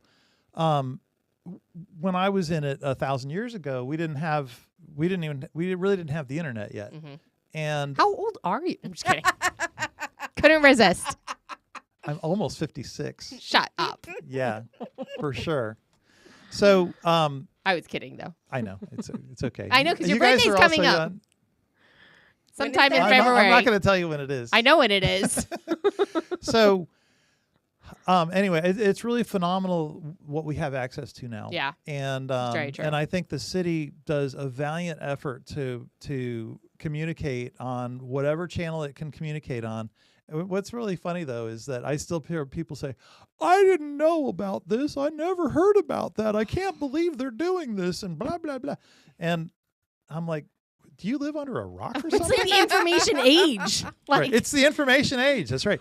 And so I give them a little bit of room though, because I mean I'm kind of hyper focused on this stuff. Yeah, And it's hard I spend for- a lot of energy learning about these things and trying to, because I like to help people understand them better, and the only way I can do that is by learning myself. right. And so and I think the best way to learn about it is to teach people about it too. So anyway, so I do spend probably an outsized amount of time. Jen would probably attest to that. She's She's like, you need a new hobby. yeah, seriously. Why don't you get a job or something? We're trying to make this our job. Isn't that the whole point? That's why we run for stuff. No, Just kidding. I do get a lot of pleasure out of it though. I've been doing the Nextdoor thing since about You've been 2018. doing that for a while, I know. Yeah. Yeah, 2018 is when I first started doing it, and it's funny because I still think it's like a surveillance tool, because the police were the ones who rolled it out initially. Oh, And the police were I didn't going in know that. neighborhoods and saying, "Yeah, you should get on to Nextdoor, and then you can track what's going on in the city." I'm like, I don't want to go on Nextdoor. That's creepy, I don't want to be spying on my neighbors. right? I kind But of think of it as like a neighborhood watch type. Yeah, You know it's what like it neighborhood is? communication. so Yeah. right, because in Boca Square, so I am nominally the president of the Boca Square Civic Association. How many boards are you on? We don't do anything. I keep it alive because if there's ever a group of folks in the neighborhood who want to use an umbrella group for activism to improve the common good of the neighborhood, then it's available for them. But back in the day, up until the early 90s, the Boca Square Civic Association had block captains, and they would publish a newsletter, and they would throw It's parties. like a town and stuff within like a that. town. Yeah, well, Boca Square is one of the biggest neighborhoods in It the is. city, and so It's a very active neighborhood. and it's got schools, it's got churches, it's got preschools, it's got and it's a wonderful location. It's right off the interstate. Sugar Sand Park is down the street. There's just it's really a sweet spot. And so the Civic Association used to be more active, and it didn't. I think it topped out at a couple hundred neighbors, right? But it's cumbersome to take care of that. And I always thought, I'm like, gosh, it really would be neat if you had a way to communicate with people that was more instant and cheaper. Like next door. And so Nextdoor comes along. I'm like, oh, That's it. this is the best thing My ever. favorite ones to read on Nextdoor, my favorite conversations, iguana arguments. Oh yeah, about whether to kill them or Yeah, not. you got people who are avidly like iguana, and then you could tell they're the Floridians because they've been here for a long time and they know that iguanas are invasive and trying to kill us. And then then you have the newbies who are like, oh, the beautiful wildlife, the iguanas, you can't kill them. How dare you? And it's so funny to watch. I love it. Yeah, but And you the know, Muscovy ducks, the iguanas and the ducks argument. but- I just you know what? Those iguana and Muscovy duck conversations often show me how anti-human some of our neighbors are, where they're like, you humans are the ones that are invading their it's territory. crazy. So I'm like, hello, we were here. we were here first. And that's how you know too. They're anti-human and they're not from here. Yeah. You're like, if you're from here, you know that the iguanas were not here first, because I didn't grow up with iguanas wandering around the size of dinosaurs dropping from trees. That wasn't a thing when I was a No, kid it was in Florida. not. And you know what's funny? So I have a sister who is an animal lover. I'm the An iguana lover. Hang on. I'm the youngest of 6 children, right? So I've had a pretty vast life experience being the youngest of 6 children, growing up in the 70s, if you can imagine that. So one of my sisters is an animal lover, and she used to work in a pet store. We lived in Hollywood, and she worked in this pet store, and they would get shipments of iguanas from South America. And her job was to take they had little bugs on them. So she would pick the bugs off of them. Ew. But those iguanas from, that time, from the 70s, Yeah. people got them. Oh, they're so cute. Yeah. Look at this crawling around my apartment. And then, Yeah. they throw it out and it's done, right? and then you got, everybody's got iguanas because they're so cool and they're so fun to keep. And then all of a sudden, there you go. Yeah. They just let them And out. now- and It's a natural habitat for them. Right. And then No. the last big freeze we had was 1989. Mm-hmm. There were not a lot of iguanas then, but I think there was there were subterranean iguanas and they were hanging out just waiting. And now and they cause a lot of damage. They cause so much damage. Holy moly. They don't come around our neighborhood anymore, or my house anymore. When we first moved You to can see what side of the fence I fall on that conversation on. Neither do the ducks. They don't come down to our house anymore either. The ducks do not, and the iguanas do not. So Well, that's because the ducks are talking to the iguanas. somebody's talking to somebody. I asked Nick. I was like, I don't feel like we haven't seen him. He's like, yeah. They kind of like, even obviously, I don't think they're that intelligent of animals, but there's some level of knowledge that this is not an area I should be in. Well, you probably stopped feeding the ducks and they stopped coming We around. never fed the ducks. Yeah, right. No, we did not. I don't believe you. Nope. We did have a Christmas tree palm that was one of their foods that we took out because they would eat the Christmas tree palms. I know, yeah. The red berries. The red berries. They ate the red berries, and then they would red poop all over our driveway. Oh. So we took the Christmas tree palm out. So we did take away their source of food, but we were not actively feeding them. Mm-hmm. No. When we did buy the house, there was a duck sitting in front on its eggs, and my daughter thought it was the greatest thing ever. And then after moving in, she's like, "These ducks are annoying." So you're throwing them over the wall. We are not doing that. We're just disposing of them, and Okay. we're letting them know that this is not a safe place for them to be in. Okay, good. Humanely. Okay, good. when we have a moved to conversation. when we moved to West Boca, when we first moved to West Boca, God, 20 years ago. Oh my God. Whoa. Almost. We used to drive When down. you were 5. Yeah, we used to drive when we would drive down 441. The iguanas would go on the sidewalk, like all down from like Palmetto Park Road, all the way to like north of Glades, and they would just be like, 20, 30 iguanas lying on the sidewalk, Sunning themselves. sunning Oh themselves. yeah, it was crazy. It was crazy. It was absolutely crazy. And I had no idea that they weren't from here. Right. I had no idea. And so, moving down here, it was kind of cool to see them. Yeah, until But, they yeah. dig up your tile in your roof and lay eggs. Ugh. They didn't do that You to me, know- but neighbors, yes. I have yet to see one of those big invasive snakes, like a Burmese python, or or the. They were in. I know my neighbor lives in. Well, she lives in. Not my neighbor. A friend of mine lives in 7 Bridges. Mhm. And they had one, and she was like, "Oh yeah," like she's like, "I didn't see it, but my neighbor saw it, and it's been circulating like throughout the whole neighborhood." That neighborhood is cuckoo bananas. There's always something nuts going on in that neighborhood. If you watch like the news blogs and like the local news and stuff, there's always something crazy happening in that neighborhood. I don't pay attention to anything that happens outside of the west of the outside- Turnpike. Yeah, that's right. Although I do now that I'm the regional I was director. going to say now that I you're do the pay regional- attention so to these let's things. Yeah. chat in our. Yeah, let's chat a little bit more. Some Yes, party please, right, politics. right. Let's go. Hold on one Okay. second. So Janine joined the chat a little bit ago, so want to say shout out to Janine. Hey, Hi, Janine. And she said she hasn't seen any iguanas yet. What? What? What? Well, You come Janine, south. Come south. There. We got a ton of them. There was one. Okay, so my brother just got married. I gotta tell you a story. My brother just got married a couple weeks ago, and he got married down in Homestead. So there's this place called Barn 305. It was beautiful. So it's like this like wildlife type place, which is very how my brother into plants, very gardeny, like beautiful lush gardens and all this stuff. So it's water with fish in it and a little bridge. And they got married and peacocks and gorgeous. So wedding ceremony is going on. There's these big canopies of trees, right? And we look over. Let's see over the corner of my eye. Move it. I kid you not, the biggest iguana that I have ever seen in my life. Climbing up it was pretty far enough away that I wasn't nervous, but I was like, if that climbs anyhow too much higher, it's pooping all over. It's gonna poop all over our house. Oh. Everyone, it's like, and like all of our out of town family would think, oh my gosh, that's so cool. And I'm like, Ugh. I kid you not, I think I probably took a picture of it. The biggest iguana I've ever seen just crawling up the thing. And so no one's watching what's happening at the ceremony. Everyone's like eyeballing the iguana to see where it's going and what it's going to do to us. Because they look like, people don't know, they look like dinosaurs. So speaking of iguanas and Janine's driving habits. Janine's driving habits. Because I think the reason Janine hasn't seen any iguanas is because she probably drives really fast. But the city of Boca Raton is actually signing a resolution supporting hands-free, like driving hands-free with phones. Because apparently there's no law in the books that prohibits you, like statewide, for doing this when you're driving. There is. I know, Oh, no, just texting. Right, but now there's a resolution that it's got to be full hands-free. I'm just saying.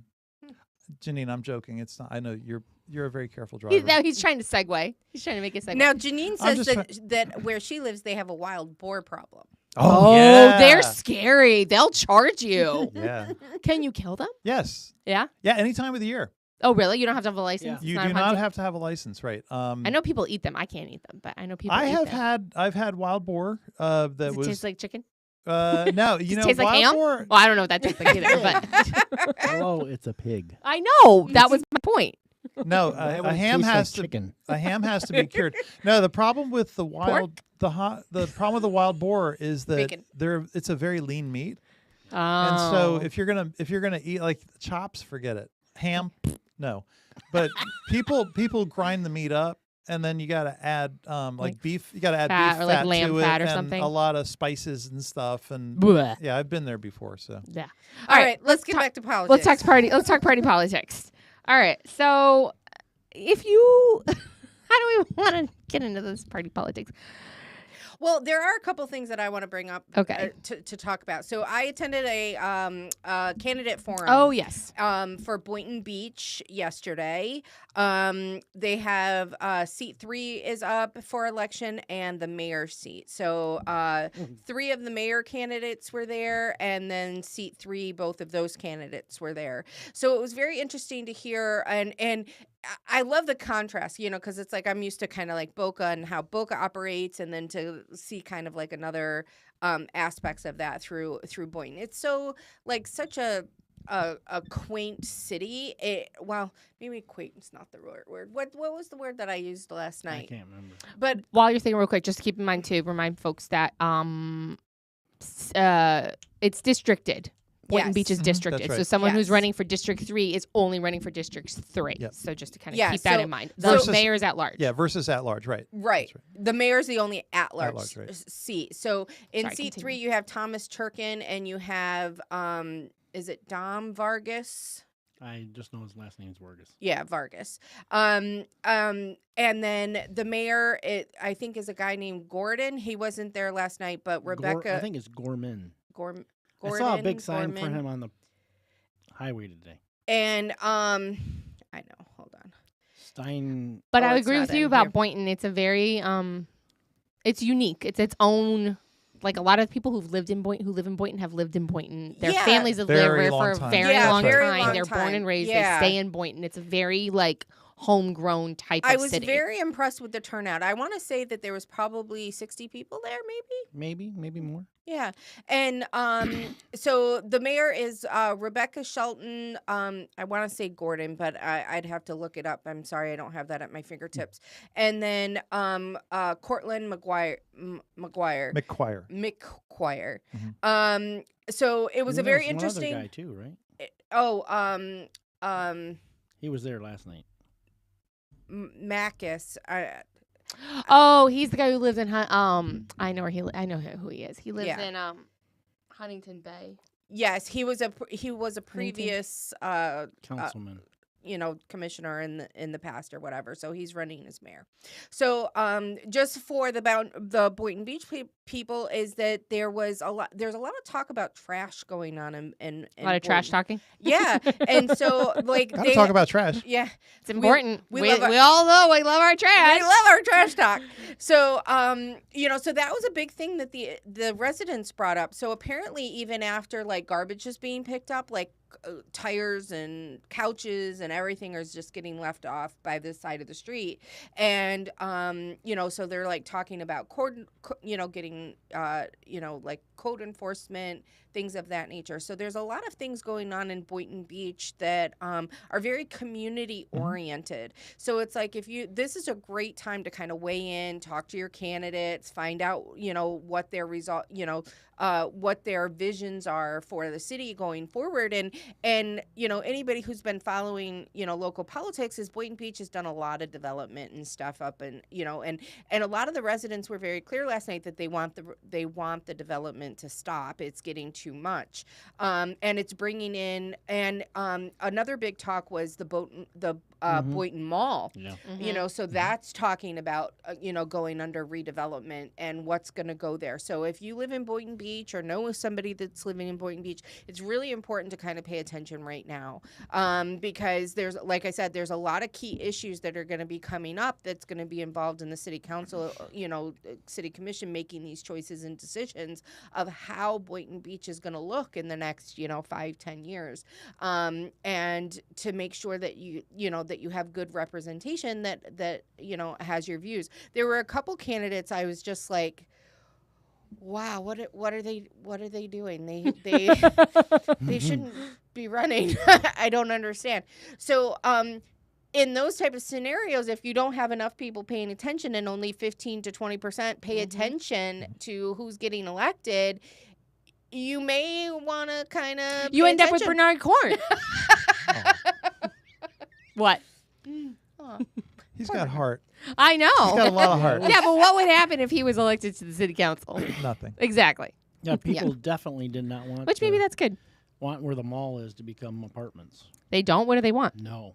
Well, they wanted to keep it like a green space or something like that. yeah, that would be wonderful, they right? did not want it would that be to great to become- make everything revert to forest, Right.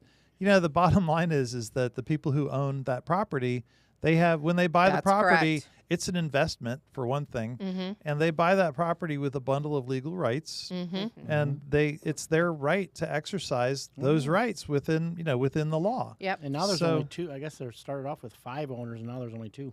Right.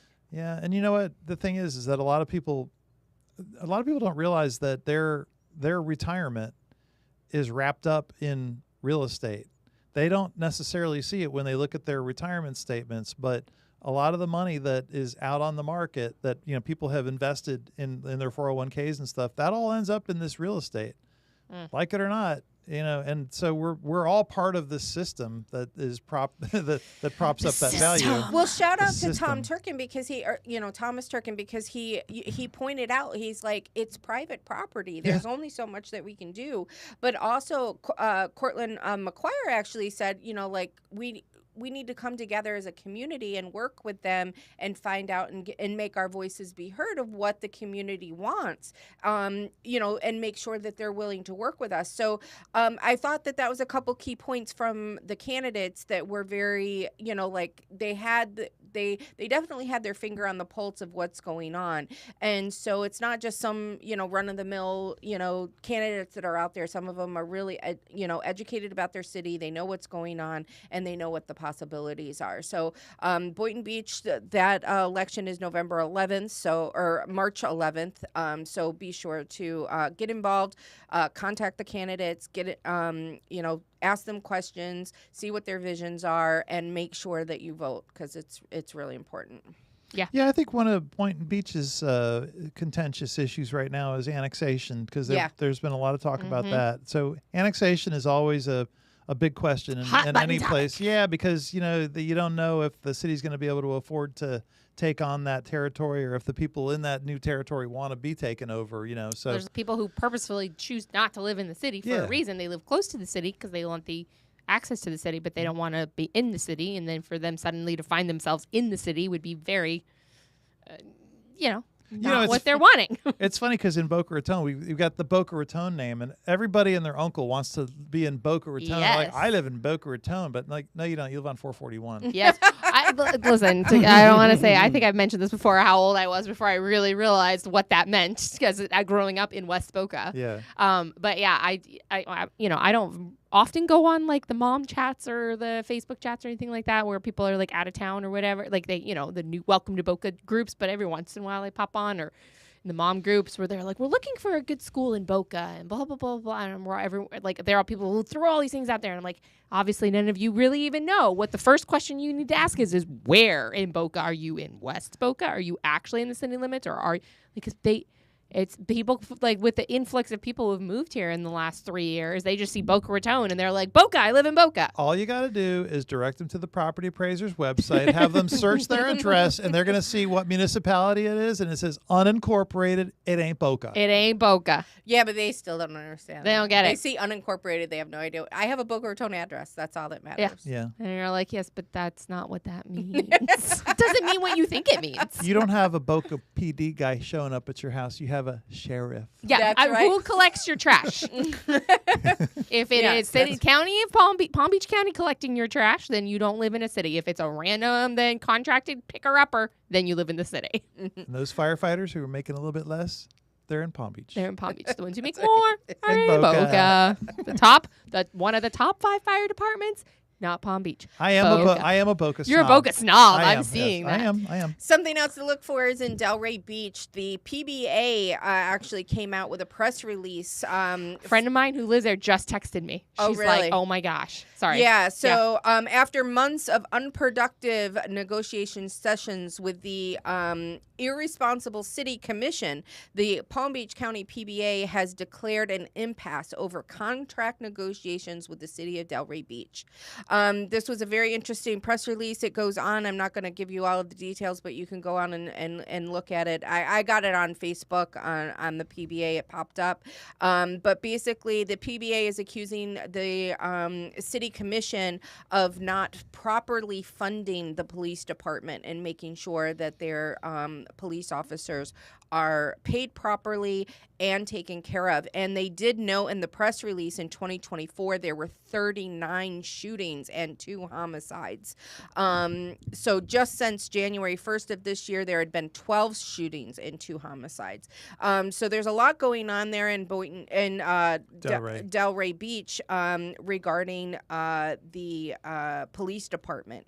So the big thing is that Delray Beach police officers make $61,000, where Palm Beach County makes around $70,000 currently. So they are saying that they are not up to par and making sure that they are properly staffed with their police department. And city negotiations are at an impasse. So something to pay attention to, and keep your eyes and ears open, because that's your safety there in Delray Beach. So, got any theories about why that's why there's this impasse? Does it have to do with not wanting to raise taxes? I believe so, because it says, faced with low pay and low morale, many officers are leaving the police department and seeking employment in other areas. And it's basically accused them of defunding the police in Delray Beach. Probably has to do with like we've talked about this before, that a lot of city councils mismanage money. Like they don't think about, and then what? Like making these decisions now, how it's going to affect down the line, whether that's preparing for road projects or preparing for a government campus or preparing for a lot of different things. And one of those is also the rising costs of law enforcement. And so if they're not planning ahead of a few years down the road of like, okay, we know that this is where this potentially needs to go. We need to make sure that it's in the budget. We need to make sure this. They're just like, we don't need to raise taxes right now because everything's good. Then they just kick that can, because you know what? In 6 years, they're not going to be on the city council anymore and they don't care. Meanwhile, you have more people moving to the city. Correct. And you got to have cops. Yeah. And so they're not that grow with that city. And so they don't, they're not, I feel like a lot of council members and city commissioners, city council members oftentimes are in this day and age are playing from behind instead of from the forward. And like to what you said, Jessica, commending like the past Boca City Council of forward thinking to prepare for sewer and water in case the annexation needs to come, or a way to bring in more income into the city by having it in the greater district or whatever. I feel that there's a little bit of a lack in our current makeups of leaders, and they're looking at the city councils and city commissions as their steps to their next thing, and not all of them. This is not like a blanket statement at every single one of them, but I feel like there's a feeling amongst them that this is their step to their next thing in their political career, rather than it being the next thing to keep their city safe, secure, and prepared for a better future. Well, Commissioner Turkin spoke about regarding Boynton Beach again, is that their city just became fully staffed with police officers. They were so understaffed. Previously, it took years to be able to properly fund them and to make sure that they had a good police force. So it takes that innovation, and it takes time to be able to figure out like what your needs are, and then what are you growing into, and what will your needs be in a year down the road, 2 years down the road, 5 years down the road. The truth of the matter is, it's not just city council members and commissioners, it's also party politics. Yeah. Because we, for a long time in Palm Beach County, we had a really great run in 22 where we flipped some seats, and we are starting to turn the county red and claw our way into making this a little bit more of a purple county, at least, and with pockets of more red. And from what I'm seeing from the direction and decisions that the current Republican Executive Committee is making, is they're not really thinking about how decisions that we make now, how it could impact the continued progress of doing that. Because there's a lot of stuff, and we don't need, actually have a lot of time to get into it, and I don't know, we can talk whatever, you guys. I'm just kind of throwing it out there to see if you want to make it a topic of conversation. But it's happening now where like they're making decisions that will not only not allow us to continue to grow as a body, because people don't want to be a part of it, and then it's to attract good candidates, and then also to just think about an actual strategy to how we achieve the goals. There's a lot of rhetoric, but not a lot of strategy, and I just feel like that's overall maybe that's what's just happening, and you're seeing it in commissions, you're seeing it in the bodies of made up of the party. Anyway. Well, in my experience in dealing with party politics, right, is what I've come to realize, and it's becoming more clear, is it's like I've been through 3 boards now on the REC, This is our third, yeah. Yeah. So it's like, and I'm like, they all do the same thing. Like, I don't understand. Like, they don't learn from each other to be able to, evolve us forward. Right. It's There's no vision for going somewhere. Right. It's just. And what I realize is that when you're on that board, is that you become kind of closed-minded a little bit, because it's really the job of the executive board, right, is to proceed with the will of the membership, which is true, right? So it's really the memberships that control the executive committee. But it's like, if you have members that are ill-informed or not informed at all, or have ill intent, I really and truly believe there are people in there. I believe that we're infiltrated. I believe we're infiltrated, which why wouldn't we be? We're starting to finally make progress. I mean, how, I would, if I were the Democrats, I'd be like, where are we going? Let's go. Right. Come on. Sorry, go ahead. So, but there's... When you Another rant brought to you by Take my microphone.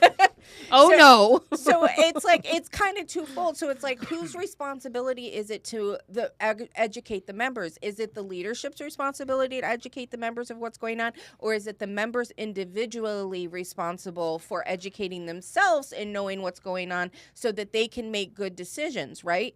And then if they're not educated and making good decisions, what do the ones that are paying attention, like, what's our recourse? Like, we don't, there isn't one. Well, I think the people who sit silently and allow a bully to get up and scream and yell at everybody and basically try to cow everybody into a groupthink, I think that's a big problem. It is a big problem. And then when I brought that part, the problem was brought to the person who allowed it, and they said, well, I spoke to him.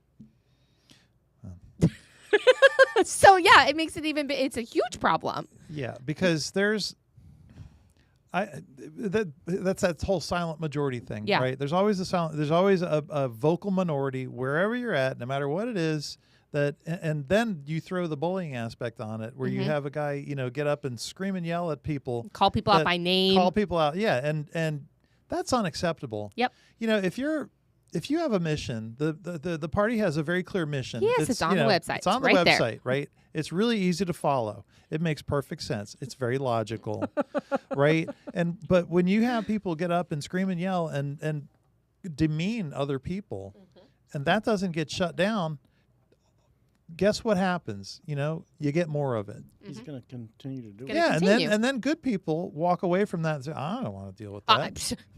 Almost this close, because I mean, like, it's hard for me to get to these meetings sometimes, to get to the meeting and then be yelled at by someone who I don't respect, whose opinion I don't agree with in any way whatsoever, who's supposed to be we're supposed to have discourse, but now I'm being like yelled at if I raise my hand for the wrong vote, which I should never walk into a room where if I vote the wrong way, I could feel like I'm going to be ostracized. Yeah, because he's pointing at you saying, Yeah. oh, you're voting that way. You disagree with him. Well, it's America. You can vote how you're going to vote. That's the point. Well, And we there's should no be the party of allowing people to voice their is what makes opinion. What makes Republicans so great, right? Is the whole reason why, I think our party has become so successful over the years is because we've encouraged the healthy debate. Right. And that means healthy debate. Yeah. That means I'm going to listen to you and take what you say and I'm going to analyze that and I'm going to think about it and I'm going to see what's true and what's not true and then to kind of talk about what I feel is different or that how we can grow upon. And is what happened is in our last REC meeting is that healthy debate was not encouraged. It was not allowed, basically, and everybody was talking over everybody else, so nobody was heard, and then motions were passed that then everybody now regrets. And so it's very interesting when you, like I said, like, whose responsibility is it to educate the members? Is it the leadership? I ran as vice chair because of that, because I wanted to make sure that members had all of the information, not necessarily dictate or tell them how to do things, but where to get the information. What do you need to know? I actually purchased like little cheat sheets of like Robert Rules of Order and things of that nature so that people could understand like how to bring forth a motion or what our resolution process was. And we have no political power in our local party because these are the antics that take place, and we're worried about everything that's going on outside of our party than focusing on what's going on inside of our party, creating a good unity that creates a atmosphere for candidates to come in to grow and to learn and members to be able to grow and to learn and to go home and educate. How can anybody in the room who's screaming and yelling understand anything that's going on to be able to go home? Our job as REC members is to educate the people in our precincts, right? Right. If we are walking in that room and there's no education happening, there's no discourse, there's no wrestling with ideas and coming to like, okay, I disagree with you, but here I agree, and like that, then how do we? What's our takeaway? And so I agree. Like, what's the question? So honestly, I think the answer is a little bit of both. I think members, if you are taking the loyalty oath, which I cannot hear those words one more time, the loyalty oath, you're taking your oath. Oh, there's a new one. Oh, I know. I like that one.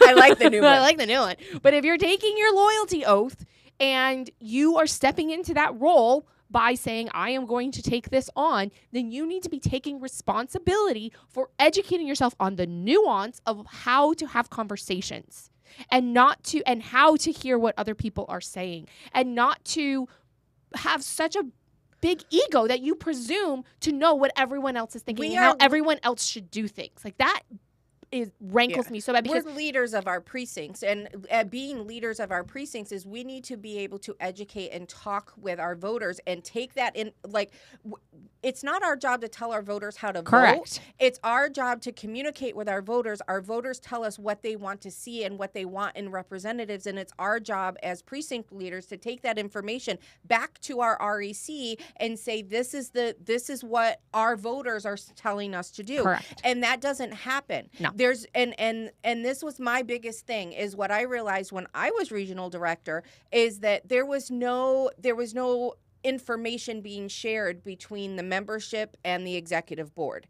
They were like two separate entities. The regions kind of did their own little thing. And, thankfully we were coordinated. And so we had good regional meetings, as, like Brian does. But it's like also at the same time, there was no guidance or information coming from leadership that then the regional directors could then communicate with leadership and say, this is what our voters want. This is what our membership wants. None of those conversations are happening. And until we are able to bridge that gap and help that communication flow, I think we're going to get stuck right where we are and nothing's going to change. Yeah, I agree. I think it's going to be a lot of candidates are just, like we talked about before, going to get elected outside of the party. They're not going to look to the party for help. They're not going to look to the party for support. And then which is disappointing because the apparatus is there to support the candidates. It's got a lot of potential. Right. Oh, yeah. But we all see the benefits of the party. That's why we're in it, right? But it's like if you look at our Republican candidates that have won, that are now elected officials, have nothing to do with the REC, and they got elected outside of the REC apparatus. It wasn't because of the REC that helped them get elected. And so when we're in that scenario, we can't hold our elected officials accountable. It's very hard from an REC or a Republican body to hold them accountable. Right. And when you run them out of the body because you can't handle a discourse or you can't handle what an elected is saying back to you in your complaint to them, and you scream and yell at them or you slander them, get up in front of the body and slander them or throw barbs, or then at the end of why would they like it has to be a two-way street of respect, and now they don't have any respect for us, so why would they at the end of the day the elected official doesn't care about a couple hundred people in a room on a Wednesday night. No. They care about their 200,000 constituents that are also voters that are the ones that actually get them, elected. Yeah. That's the difference. And that's what people in that room, I don't believe, understand. Yeah. And where those 200 people should be the ones that are representing those, the 1.5 million residents of Palm Beach County and our 300,000 how many registered Republicans do we have right now? It's a third, but not 1.5. I think so. It's like 400,000, something like that. So 400,000 Republicans. Those 200 people in that room represent those people, and the people in that room do not talk, think, or act like representatives of voters. They act like independent individuals that only care about themselves and want what they want. And they care about, and I'm going to go, I'm going to go on my tribalist rant for just a second. They only care about the tribe. They care about the letter in front of the name. And I came up because which I understand. I am a lifelong Republican. I'm a second generation Republican. I think everyone at this table has been a Republican for a very, very long time, right? We support the Republican Party, love the Republican Party, blah, blah, blah. But at the same time, when you have blind loyalty to anyone, it's going to come back to bite you in the butt. So we make fun of the Democrats for being, vote blue no matter who, ha ha ha. They can't think for themselves. They're tribal. They just vote Democrat because their mama voted Democrat and their daddy voted Democrat and their grandparents. That's the only reason they vote Democrat. Well, why do you vote Republican? We vote for people who share our values and who are going to support the things that we want to see supported in the world. Most of the time that happens to be Republican candidates because we have a shared value system. But not every single person who calls himself a Republican shares the values that I value, shares my values. And so I need to, in order to not become like the people I make fun of all the time, to not do it. So we can't vote for red no matter what is said. We have to be able to. It's my new one. I like that. Yeah, you made that up. I did make it up. Thank you. Copyright it. Yeah. We cannot vote for red no matter what is said. Otherwise, we're no better than blue no matter who.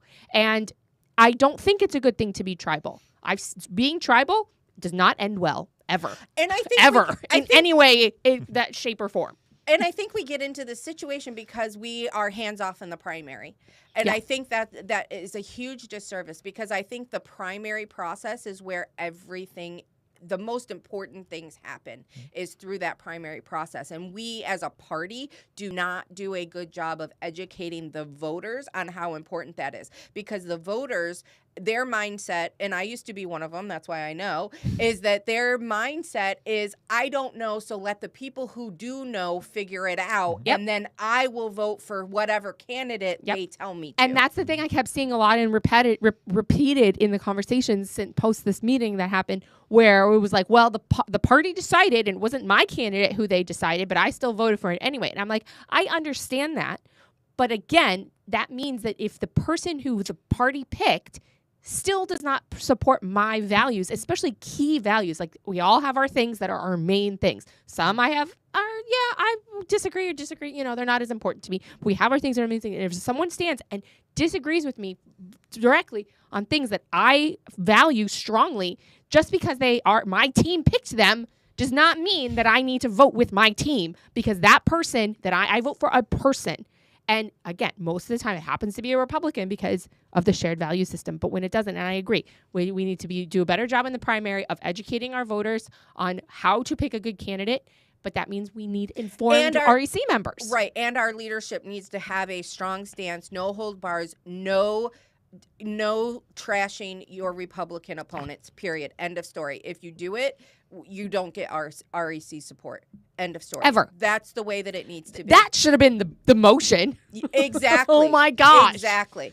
So it's like we're not even paying attention to the parts where we can actually fix things and improve things and better us as a party to get successful results. And the Democrat Party right now is in complete disarray. This is our chance. We have an amazing opportunity. And we're squandering it. And if we don't stop this infighting, we're going to be no better off, and we're That's my point. We're going to lose again when it comes to next November. I agree. So anyway, rant over. You feel better now? Kind of, yeah. It's therapy. Well, thanks for joining us, Brian. Josie, do you have any closing thoughts? No. Our next episode is March 6th. Is that right? The 6th or the 5th? The 6th.